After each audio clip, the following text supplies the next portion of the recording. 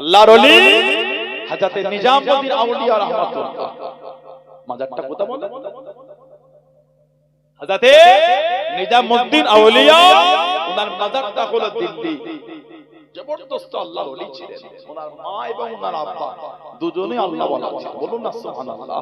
হুজুরের পীরের নাম কি বলে? হযরত ফরিদউদ্দিন গঞ্জ শকর রাহমাতুল্লাহ, নিজামউদ্দিন আউলিয়া রাহমাতুল্লাহ।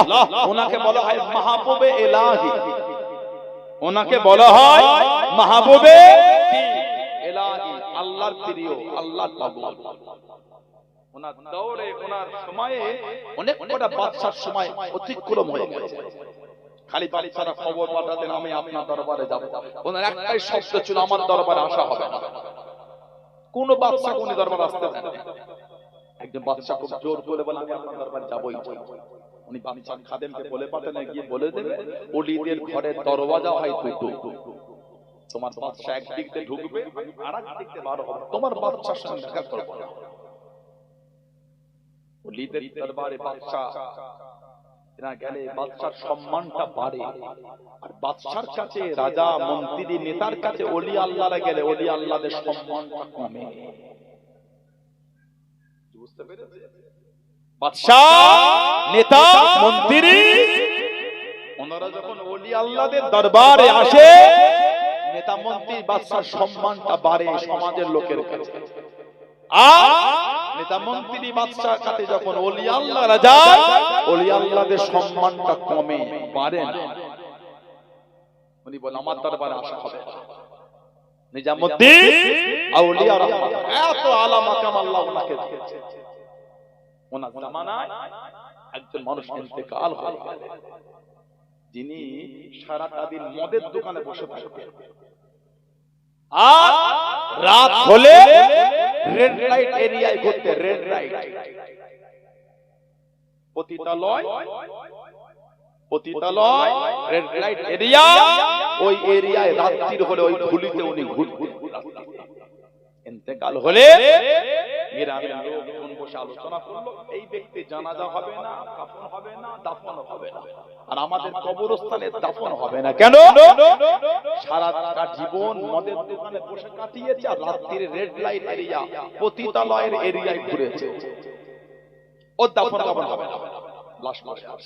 আল্লাহ পাকের ওলি ও জওয়ান হযরত নিজামউদ্দিন আউলিয়া রাহমাতুল্লাহ আলাইহি দরবারে এলান করে দেন, দরবারে খবর খানা দিয়ে দেন, তৈরি হয়ে যাও বাবা, আল্লাহ পাকের একজন নেক বান্দা জানাজায় যাব, রেডি হয়ে যাও বাবা। আল্লাহর ওলি আগের দিন রাত্রিতে জানিয়ে দিয়েছেন, পরের দিন সকালে আল্লাহর ওলি খাদেম নিয়ে বার হয়ে গেলেন, কাফেলা নিয়ে বার হয়ে গেলেন।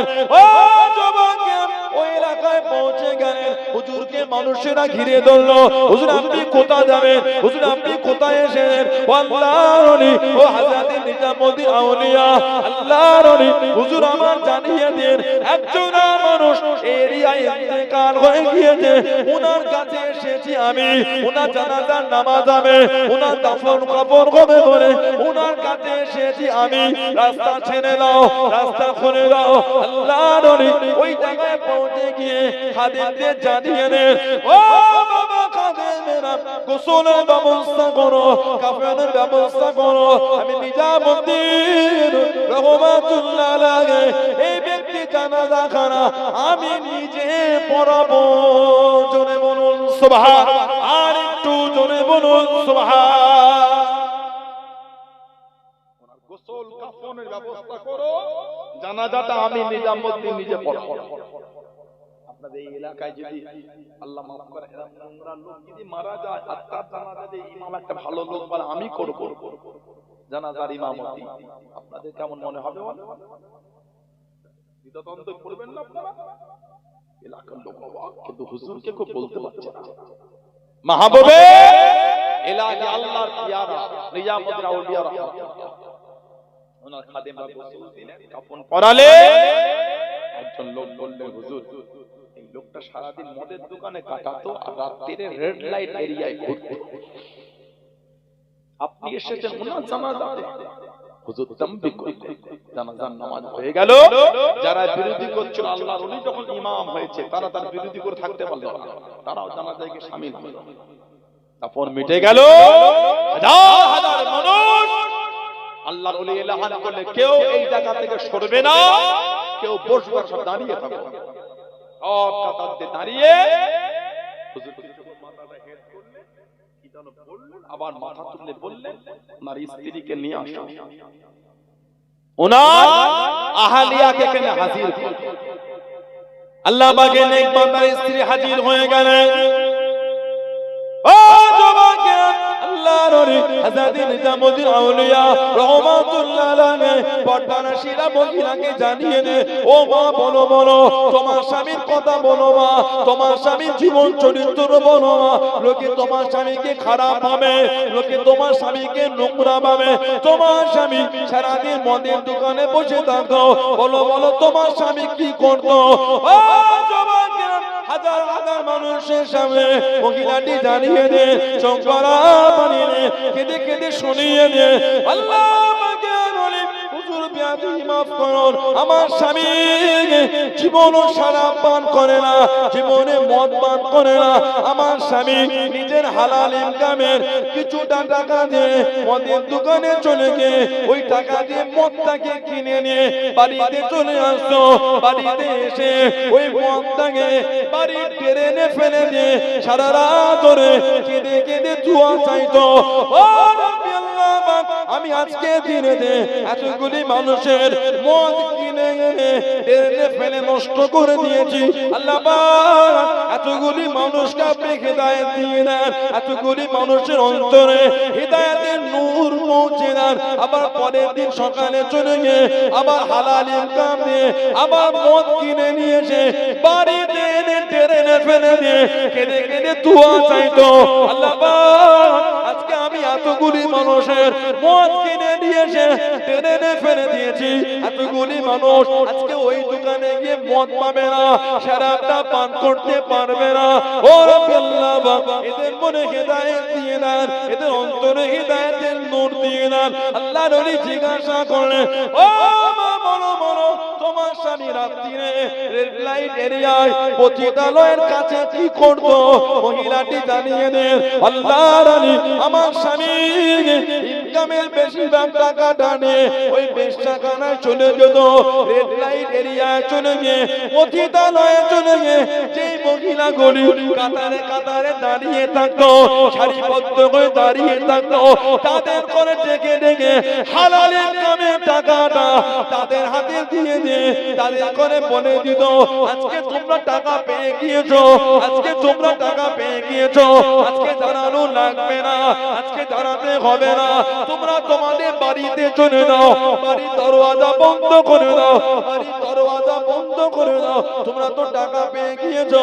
আল্লাহ আমার স্বামী বাড়িতে ফিরে এসে আল্লাহ পাকে দরবারে কেঁদে কেঁদে দোয়া করা চাইতো, ও রব্বি আল্লাহ পাক আজকে দিনে আমি আমার হালাল ইনকাম থেকে এতগুলি মহিলাকে টাকা দিয়ে তাদের করে ঘরেতে পাঠিয়ে দিয়েছি, জেনা করতে দিই নাই, আজকে দিনে ওই এরিয়া রেড লাইট এরিয়াতে কিছু যুবক যাবে, ওই মহিলাগুলিকে পাবে না, জেনায় লিপ্ত হতে পারবে না, আল্লাহ পাক ওই যুবকদের অন্তরে হেদায়েতের নূর আপনি দিয়ে দেন। জোরে বলুন সুবহান, আর একটু জোরে বলুন সুবহান।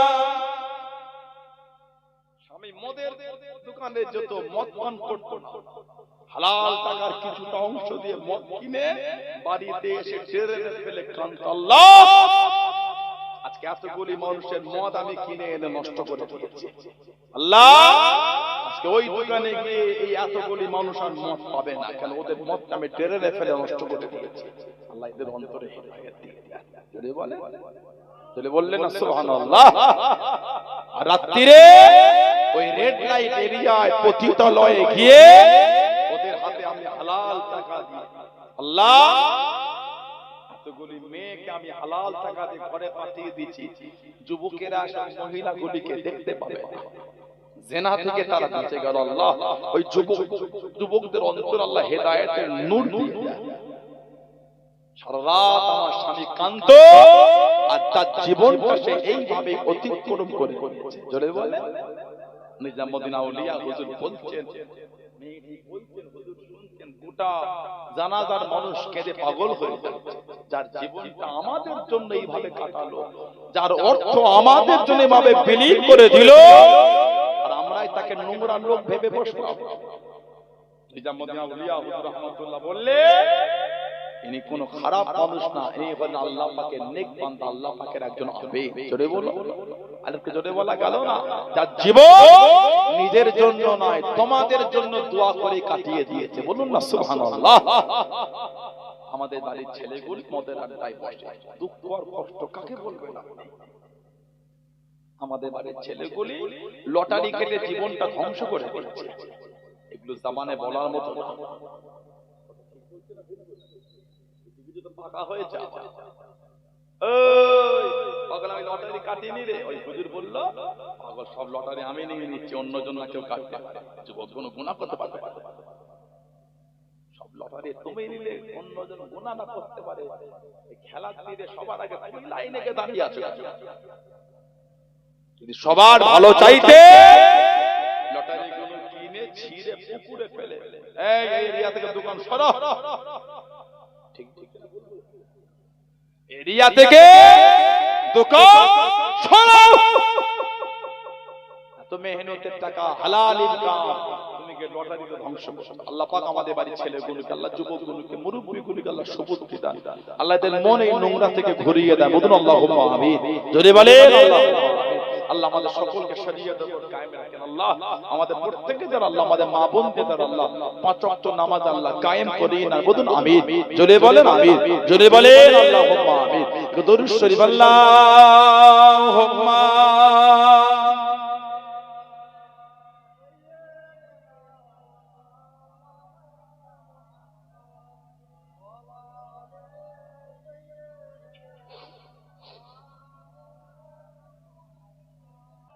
مولانا محمد وعلى آل سيدنا।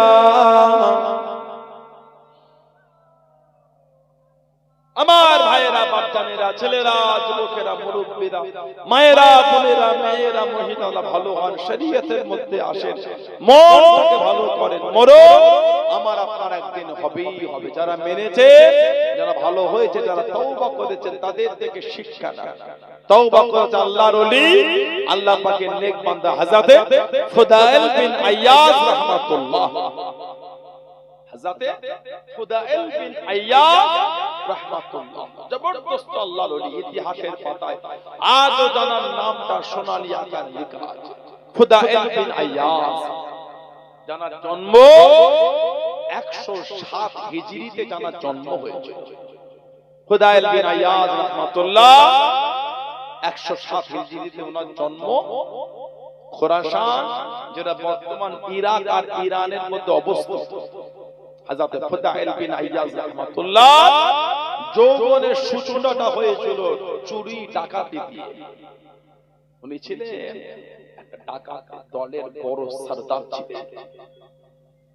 ফুদাইল বিন আইয়াজ ডাকাতের দলের সরদার, ডাকাতের দলের সরদার ছিলেন ফুদাইল বিন আইয়াজ রাহমাতুল্লাহ।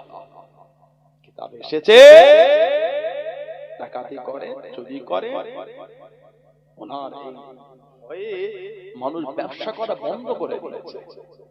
আগেকার মানুষ তো অর্থ কাছে ক্যারি করতে হতো, এখন সুবিধা হয়েছে, টাকা না নিয়ে গেল ব্যবসা মার্কেটিং হচ্ছে না? কি হচ্ছে বলো? মোবাইলে ফোন পে আছে, গুগল পে আছে, পেটিএম আছে, অনলাইন ট্রানজাকশন আছে। আগে তো এগুলো ছিল না। মানুষ টাকা কাছে ক্যারি করত। আপনাদের এই আমডাঙ্গা, খেলিয়া এসব এলাকা বলে বিভিন্ন জায়গায় গাড়ি নিয়ে চলে গেল ব্যবসার জন্য মাল কিনতে। আগে টাকা নিয়ে যেত, এখন টাকা নিয়ে যেতে হয় ফোনে, গুগলের টাকা নিয়ে চলে গেল, গুগল পে, ফোন পে, ওখানে মাল কিনে ওই কোড স্ক্যান করে টাকা ট্রান্সফার করে দিল।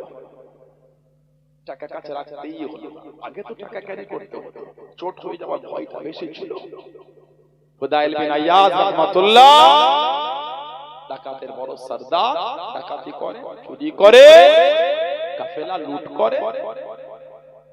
আমাদের এলাকায় ওই কিছু কিছু জায়গায় প্রতীক্ষালয় আছে না, মানুষজন একটু ওয়েট করে গাড়ি ধরার জন্য, বা লং সফরে হলে এখান থেকে ধরেন মালদায় যাচ্ছে আপনাদের এলাকার কোনো মানুষ সবজি নিয়ে যাচ্ছে, কি কিছু আনতে আম আনতে যাচ্ছে মালদা, আর যাওয়া আসার পথে যাওয়ার সময় দু জায়গায় তিন জায়গায়, আসার সময় দু জায়গায় কি তিন জায়গায় একটু হোল্ড করে, চা খেতে টয়লেট করলে ফ্রেশ হলো, মুখে পানি দিল, এতক্ষণ কন্টিনিউ গাড়ি চালালে বিরক্ত মনে হয়, দাঁড়িয়ে জিরিয়ে দিল, আগে উটের পিঠে ঘোড়ার পিঠে করে সফরে যেত ব্যবসা। হযরত ফুদাইল বিন আয়াজ রাহমাতুল্লাহ ওই রাস্তাতে সব কাফেলা যায়, উনি ওই চলে গেলেন তাবু গাড়লেন, তাবু উনি তাবুতে গেলেন আর বললেন তোমরা ডাকাতি করো, উনি তাবুতে চুরি করলো, ডাকাতি করলো, নামাজটা উনি পড়তেন, ফরমান ছিল বাচ্চা আর মেয়েদের উপর জুলুম করবে না।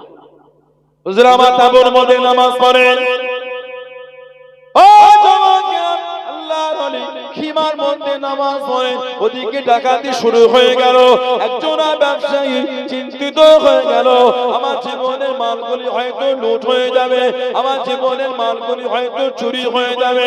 ও জওয়ান চিন্তা করতে করতে তাবুটি দেখতে পেয়ে গেল, তাবুর মধ্যে কি থাকে একজন মানুষ দাঁড়িয়ে দাঁড়িয়ে নামাজ পড়ে, মনটা নরম হয়ে গেল, নামাজ থেকে ফলে হলো আমার মালটা লুট হয়ে যাবে, রাস্তায় ডাকাতি হয়, চুরি হয়, আপনি কি আমার মালের জিম্মা নিতে পারবেন? এই মালটাকে আমি জিম্মা দিতে পারি, ডাকাতি মিটে গেলে আবার আমি এসে মালটাকে নিয়ে চলে যাব। আল্লাহর ওলি হযরত ফুদাইল বিন আয়াজ রাহমাতুল্লাহ আলাইহি ইশারা করে দেন, উনি মালটা রেখে বাইরে চলে গেলেন, এক জায়গায় লুকিয়ে গেলেন। ও জওয়ানেরা ডাকাতি মিটে গেল, আল্লাহর ওলি কাফেলার মধ্যে আছেন, খিমার মধ্যে আছেন, ওই ব্যবসায়ীটি খিমার মধ্যে গিয়ে দেখেন যারা ডাকাতি করছিল তারা ইনাকে ঘিরে বসে আছে, যারাই ডাকাতি করতো তারাই ঘিরে, মানে উনি দেখতে ইনি ডাকাতের সর্দার আর ওগুলো ওনার চেলা, চেলারা ডাকাতি করছিল, উনি এই ভেতরে নামাজ পড়ছিল। বাংলা একটা প্রবাদ আছে, বাঘের কাছে ছাগল পালতে দেওয়া, কথা বলে না, বাঘের কাছে ছাগল পালতে, বাংলাটা প্রবাদ আছে। মনটা খারাপ হয়, এত কষ্টের মাল তাকে দিলাম, তাই উনি ডাকাতের সর্দার। ফুদাইল বিন আয়াজের নজর যেই পড়ে গেছে ওই ব্যক্তিটির দিকে, উনি বলে এই উনার মালটা ফিরিয়ে দাও, উনার মালটা আমি নেব না। সুবহানাল্লাহ বলে, কেন? উনি যখন আমার কাছে মালটাকে রেখে যাচ্ছে, উনি তখন আমাকে ইবাদত অবস্থায় পেয়েছে, উনি আমাকে ভরসা করেছে, আল্লাহ পাকের ভালোবাসা, আল্লাহর ইবাদতের জন্য ভরসা করেছে, উনি আল্লাহর উপর বিশ্বাস করে আমাকে ভরসা করেছে। কেন? যে আমি আল্লাহর ইবাদত করছি, মানে আমি এই মাল লুট করতে পারি না, আল্লাহর ভালোবাসা আমাকে বিশ্বাস করেছে, ওই মাল আমি নেব না, ওনার মালটা তোমরা ফিরিয়ে দাও। জোরে বলে, আর একটু জোরে বলা গেল না? আল্লাহ অন্তরে হেদায়েতের একটা নূর দিয়ে দিলেন। চুরি করেন, ডাকাতি করেন, সরদার বড় কাফেলা এক জায়গায় এসেছে, কাফেলা লুট হবে। ফুদাইল বিন আয়াজ রাহমাতুল্লাহ আলাইহি সব রাত্রিরে এই কাফেলার মধ্যে আছে, হুজুর ফুদাইল বিন আয়াজ রাহমাতুল্লাহ আলাইহি এই কাফেলার মধ্যে লুট করার জন্য পাঁচি টপকে সব ঘুমাচ্ছে। একজন হাফেজ জেগেছে, কোরআন শরীফের তেলাওয়াত করছে, কোরআন শরীফ। ফুদাইল বিন আয়াজ হুজুর যখন ঢুকছেন তখন কোরআন শরীফের সূরা হাদীদ, সূরা হাদীদ 16 নম্বর আয়াত তেলাওয়াত করছে। আলাম ইয়ানিল্লাযীনা আমানু আন তাখশা কুলুবুহুম লিযিকরিল্লাহ। এই আয়াতটা তেলাওয়াত। এখনো কি ঈমানদারদের সময় হলো না? এখনো কি ঈমানদারদের টাইম আসলো না? সে আল্লাহ পাকের নাযিল বান্দির উপরে তাদের মনটাকে বিনয় করবে, ফিরে আসবে, মানে আল্লাহ ভালোবাসায় আল্লাহর নাযিল কৃত বান্দির উপরে তারা কি মনটাকে নিজের বিনয় ভালো দিকে আনতে পারার সময় এখনো হলো না? এই আয়াতটা যখনই শুনেছে ওনার অন্তরে ধাক্কা দিয়েছে। আলাম ইয়ানিল্লাযীনা আমানু আন তাখশা কুলুবুহুম লিযিকরিল্লাহ। ডাকাতি করা ভুলে গেছে, হাফেজ সাহেবের কাছে চলে গেছে। ভাই আরেকবার তেলাওয়াত করে 16 নম্বর কোরআন শরীফের সূরা হাদীদ তেলাওয়াত করে, আরেকবার তেলাওয়াত করে, একবার শুনলে চোখ চোখে টপ টপ করে পানি পড়ে। ওখানে বসে বসে খালেদ দিলে তওবা করে, জোরে বল, আলেকে জোরে বলা গেল না, এক আয়াতেই তওবা হয়ে গেল, এক আয়াতে তওবা হয়ে গেল। জীবনে কত জলসায় বসে শুনেছে, কত আয়াত শুনেছে, এখনো মন ভালো হচ্ছে না, মানে খালেদ দিলে তো অষ্ট শুনছেন। এক আয়াত ভালো হলে ডাকাতি করলেন না, পাঁচির ডিঙ্গে কাফেলা এসে বললেন ডাকাতের দলে, তোমরা তোমাদের ডাকাতের সর্দার খোঁজে নাও, আমি আর তোমাদের দলের সর্দার নই। কি হলো না, আমি খালেদ দিলে তওবা করে নিয়েছি, আমি আর এগুলো করব না। সুবহানাল্লাহ। ওনার সাথী সঙ্গীগুলো বললেন তা কি করব, ডাকাতি করে একসাথে তওবা টাকা করলে হবে না, ডাকাতি যেমন একসাথে করেছিলাম তওবাটাও একসাথেই হবে।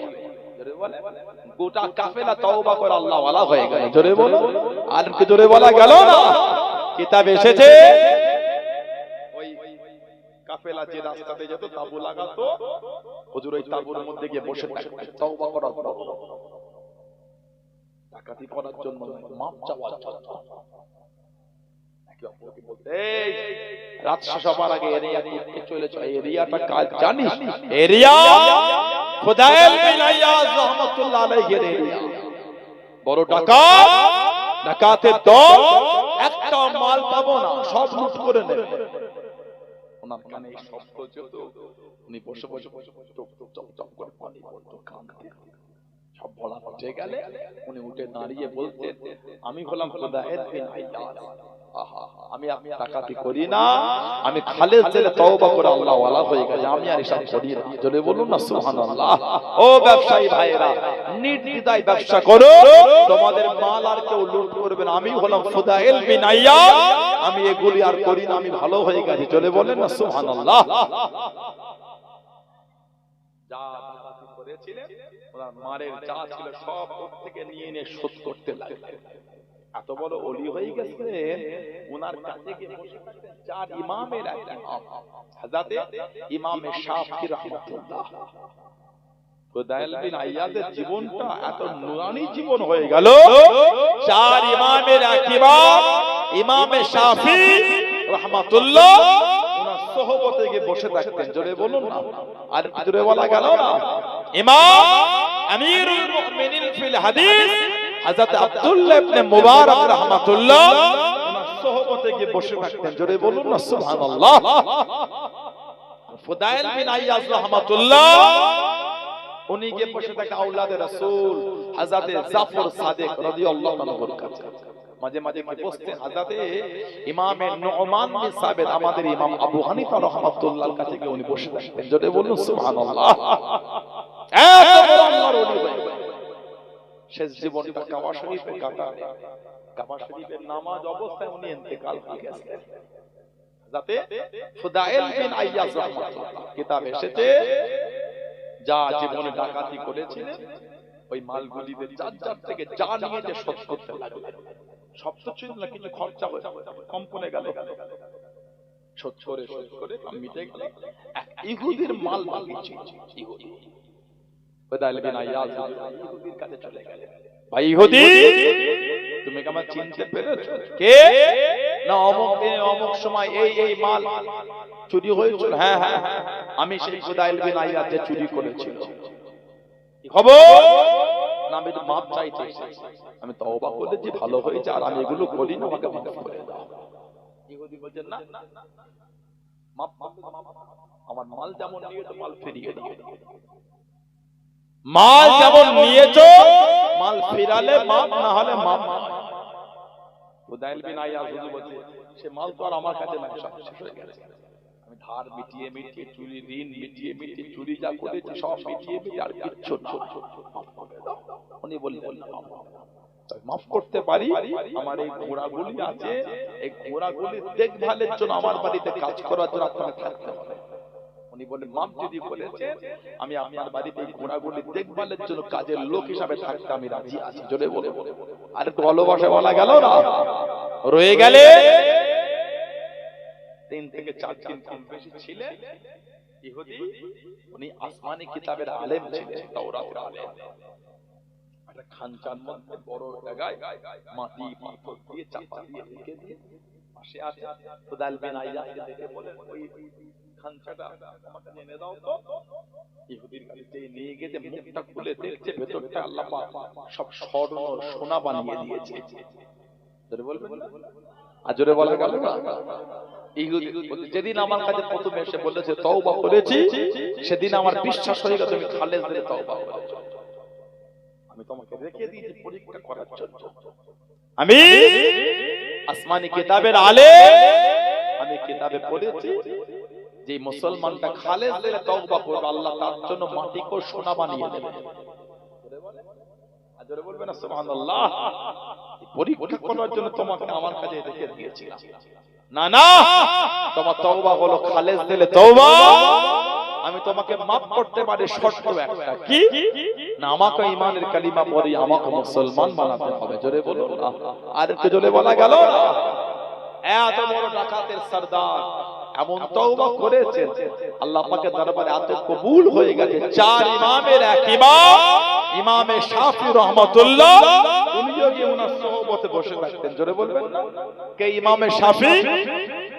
উনি কুরাইশ ছিলেন। হজ করতে গেলে মদিনা শরীফে যাবেন।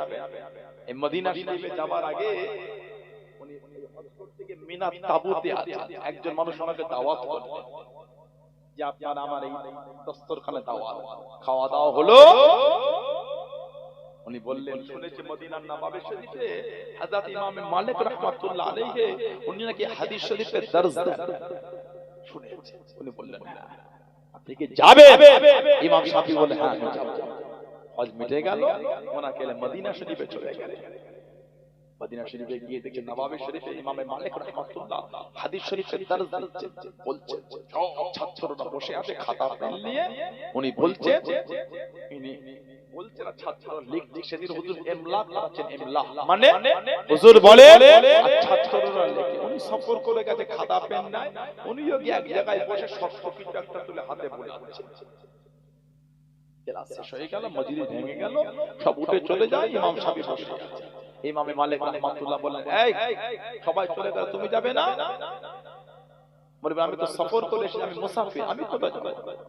এই হাতে কি করছিলেন? হাদিস শরীফে কই দেখি হাতে লেখা নাই তো।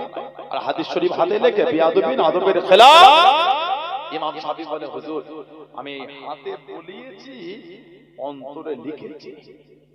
জোরে বলে, হাতে বলিয়েছি আর অন্তরে লিখেছি। যে কটা হাদিস শরীফ ওই মজলিসে বসে বসে শুনেছেন, হযরত ইমাম শাফি রাহমাতুল্লাহ একটা একটা করে ইমাম মালিক রাহমাতুল্লাহকে সব শুনিয়ে দিয়েছেন। জোরে বলে, একবার শুনে সব শুনিয়ে দিয়েছেন। জোরে বলুন না সুবহানাল্লাহ। সেই হযরত ইমাম শাফি রাহমাতুল্লাহ ওনার কাছে গিয়ে বসে থাকতেন ইমাম আহমদ ইবনে হাম্বল রাহমাতুল্লাহ। ইমাম শাফি হুজুরের ছাত্র ইমামে আহমদ ইবনে হাম্বল রাহমাতুল্লাহ, জানাক আল্লাহ পাক 10 লক্ষ খালি হাদিসের হাফেজ করেছে। 10 লক্ষ হাদিসের হাফেজ ইমামে আহমদ ইবনে হাম্বল রাহমাতুল্লাহ। কোন বর্ণনা এসেছে জানা যায় 8 লক্ষ মানুষ জামায়াত হয়েছে। আর একটা বর্ণনায় 10 লক্ষ, আর একটা বর্ণনায় জানা যায় 20 লক্ষ মানুষ জামায়াত হয়েছিল। জোরে বলে, আর একটু জোরে বলা গেল না? 4 ইমামের এক, যিনি বলেছিলেন যে কোরআন শরীফ আল্লাহর কালাম, এটা ধ্বংসশীল না। আব্বাসী খেলাফতের মুতাসিম বিল্লাহ বলে একজন ছিল, ওনাকে বন্দী করে মুতাসিম বিল্লাহ শাসক, ওনাকে বন্দী করে আব্বাসী খেলাফতে কিতাব এসেছে। ওনার মাদ্রাসা বন্ধ হয়ে গেল, ছাত্রদের আসতে দেয় না।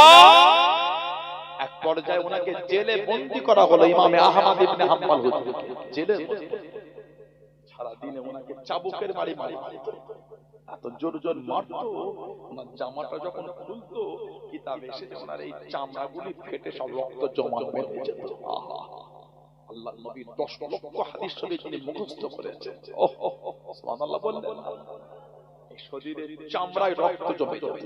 ইমামে আহমদ ইবনে হাম্বল সারা রাত ওই অবস্থায় দাঁড়িয়ে দাঁড়িয়ে নামাজ পড়তেন। মাঝে মাঝে যখন কষ্ট হতো এই দেয়ালে হেলান দিয়ে উনি নামাজ পড়তেন। আহা, কি কষ্ট করেছেন। আর নামাজ হয়ে গেলে উনি দোয়া করতেন।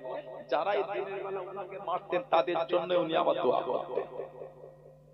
চাবুকের বাড়ি যারাই মারতো তাদের জন্য উনি রাত্রিতে দোয়া করতেন। ইমাম আহমদ ইবনে হাম্বল রাহমাতুল্লাহ। আর প্রায় এই ছাড়ার পরে বাড়িতে দোয়া করতে, আল্লাহ আবুল হাশিমকে আপনি মাফ করে দেন। আল্লাহ আবুল হাশিম আল্লাহকে মাফ করে দেন। ওনার ছেলে একবার জিজ্ঞাসা করে, আব্বা এই আবুল হাশিম আবার কে? আবুল হাশিম উনি বলেছে, আবুল হাশিম আমি যখন জেলের মধ্যে বন্দী ছিলাম, ইমাম আহমদ ইবনে হাম্বল এই দড়িতে বেঁধে ওনাকে ঝুলিয়ে দিয়ে এই হাতটা শূন্য ছিল, ঝুলতেন উনি। আর ওই অবস্থা আমাকে চাবুকের বাড়ি মারতো। দুজন লোক ঠিক করে রেখেছিল, একজন চাবুক মারতো এত জোর উনি কষ্টে বেহুশ হয়ে যেতেন, জ্ঞান হারিয়ে ফেলতেন। জ্ঞান ফিরলে আরেকজন হুজুরকে মারতেন। কিতাব এসেছে দুজন একসাথে মারতো না। আর এই অজ্ঞান অবস্থায় মারতো না কেন?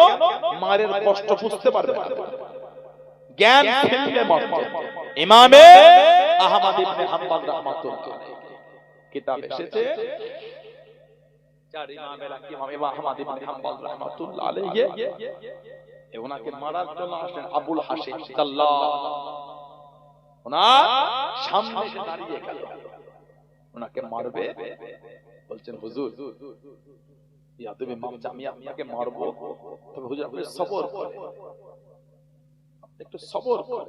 হুজুর আমি আবুল হাশিম, আমি জাল্লাদ, আমি জীবনে 18,000 খালি চাবুকের মার খেয়েছি। 18,000 কেন? না আমি নোংরা লোক ছিলাম, নোংরা। আমাকে 18,000 বার চাবুকের বাড়ি মেরেছে হুজুর। কেন জানেন? শয়তানের জন্য। আমি যাচ্ছি আপনাকে মারছি রহমানের জন্য। হুজুর আমি শয়তানের জন্য মার খেয়ে সবর করতে পারলে আপনি রহমানের জন্য মার খেয়ে সবর করতে পারবেন? সুবহানাল্লাহ বললেন না। আমি শয়তানের জন্য মার খেয়ে সবর করতে পারলে আপনি রহমানের জন্য মারকে সবর করতে পারবেন না। ইমাম আহমদ ইবনে হাম্বল বললেন, এই বলার পর থেকে মারকে আমার আর কিছু মনে হতো না। আমি আল্লাহর ভালোবাসায় চাবুকের মার আমি খেতাম, আমার কিছু মনেই হতো না। জোরে বলে আর একটু জোরে বলা গেল না কেন? ওই শয়তানের জন্য 18,000 মার খেয়েছে, আমি শয়তানের জন্য আমি আল্লাহর জন্য মার খাচ্ছি। জোরে বলেন না সুবহানাল্লাহ। তানাদের জীবনে বলে জীবনটাকে বদলান, নোংরা থেকে নিজেকে ফিরিয়ে আনা। কাদের আল্লাহ নিয়ামত দিয়েছেন তাদের থেকে শিক্ষা নাও।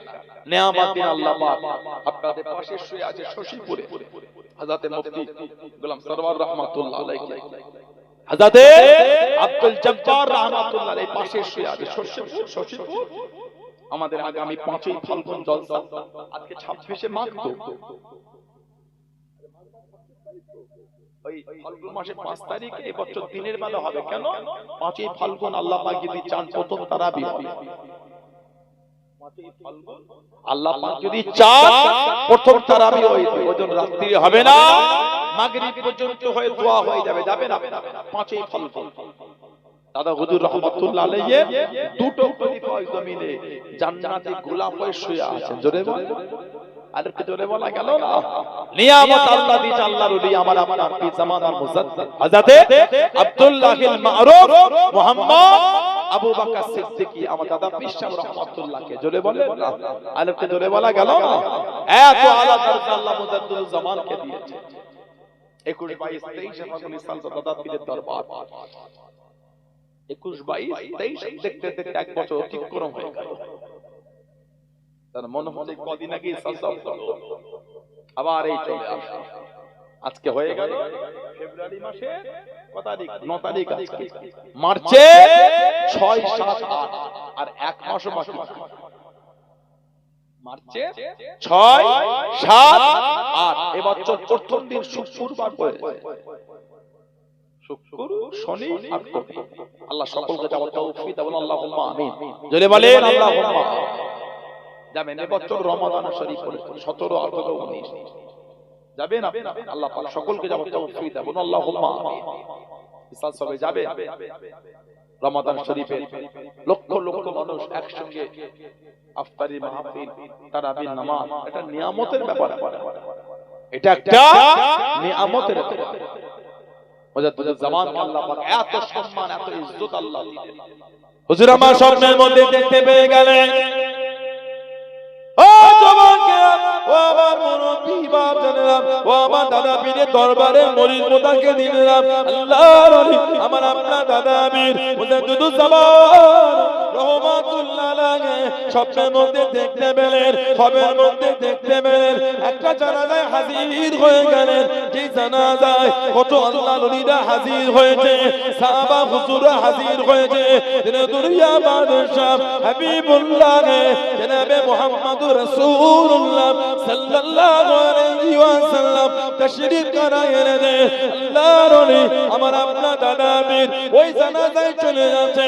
ও জওয়ানকে আল্লাহর ওলি নিষেধ করে দিয়ে, আল্লাহর ওলিকে মানা করে দিয়ে দুনিয়া বাদশাহ হাবিবুল্লাহ জনাবে মুহাম্মদুর রাসূলুল্লাহ সাল্লাল্লাহু আলাইহি ওয়াসাল্লাম আল্লাহ নবী মানা করে দিয়ে, ও আবু বকর এই জানাজায় তোমার আশা হবে না, এই জানাজায় তুমি ঢুকতে পারবে না, এই জানাজায় তোমার আশা হবে না। আল্লাহর ওলি আমার আপনার দাদা পীর চোখ পড়া পানিলে কাঁদতে লাগলেন। স্বপ্নের মধ্যে খবরের মধ্যে বুখারী শরীফের মধ্যে পাওয়া যায়, মান রাআনি ফিল মানাম রাআল হক, যে ব্যক্তি আমি নবী আমাকে স্বপ্নের মধ্যে দেখলো, খবরের মধ্যে দেখলো আমি নবী, সেজন্য আমাকেই দেখলো। জোরে বলুন সুবহান, আর একটু জোরে বলুন সুবহান। ও জওয়ানকে আল্লাহর ওলি আমার আপনার দাদা পীর কাঁদতে লাগলেন। আল্লাহ নবী জানিয়ে দেন, ও বাবা আবু বকর জানাজায় তুমি আসতে পারবে, যে শিক্ষা অর্জন করো ওই শিক্ষা ত্যাগ করে দাও। যে শিক্ষা তুমি অর্জন করো ওই শিক্ষা ছেড়ে দাও। দাদা হুজুর ঘুম থেকে উঠে ওই লাইনের শিক্ষা শেষ করে মাদ্রাসায় ভর্তি হয়। আল্লাহ তোমাকে দ্বীনের জন্য পাঠিয়েছেন। জোরে বলো।